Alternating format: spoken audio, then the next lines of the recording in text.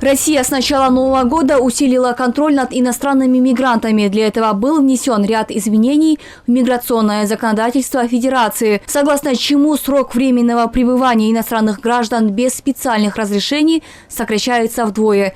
Теперь все иностранцы без официальных документов могут находиться в России не более 90 дней в год.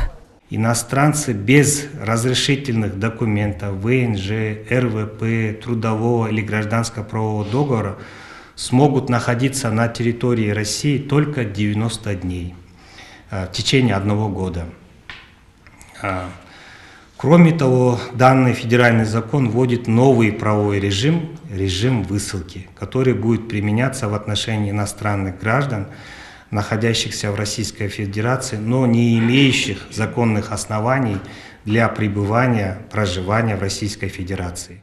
Если иностранный мигрант в России будет включен в режим высылки, то он будет находиться на федерально-государственном контроле в сфере миграции, после чего он получит ограничения в отдельных правах и свободах. Запрет на изменение места жительства или места пребывания в Российской Федерации без разрешения органа внутренних дел. Следующее. Ограничение права на управление транспортными средствами. Третье. Запрет приобретения или отчуждения недвижимого имущества, транспортных средств, а также запрет на регистрацию в государственных органах данного имущества. Также запрет на заключение брака.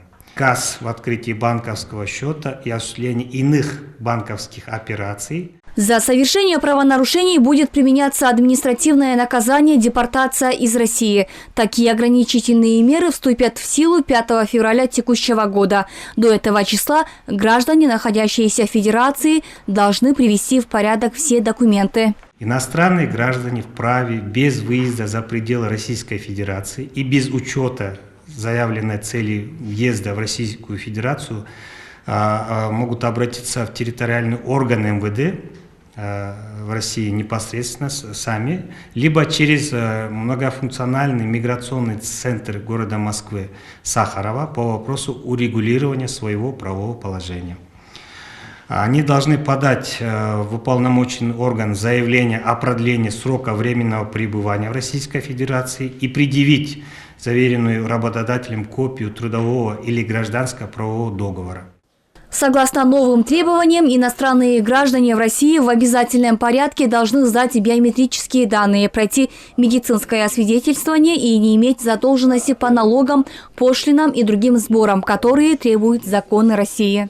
В отношении иностранных граждан, обратившихся с заявлением о продлении срока временного пребывания, не принимается решение о неразрешении въезда в Российскую Федерацию в случае, если они в период своего предыдущего пребывания в Российской Федерации превысили установленный срок временного пребывания, и если эти обстоятельства возникли до 5 февраля 2025 года.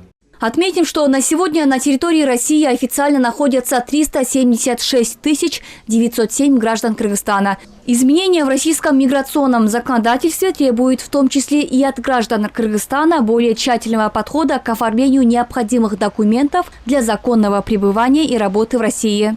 При обсуждении с российской стороной данных проблемных моментов наших граждан, российской стороне всегда отмечается, что кыргызская сторона исходит из того, что законодательные инициативы в сфере миграции не должны противоречить нормам договора ОЭС и учитывать права трудящихся и членов их семей, которые гарантируются данным договором. Усиление контроля в отношении всех иностранных мигрантов направлено для обеспечения безопасности и антитеррористической защищенности. Ахмир Нурдинова, Бекзат Машрапов, ЛТР, Бишкек.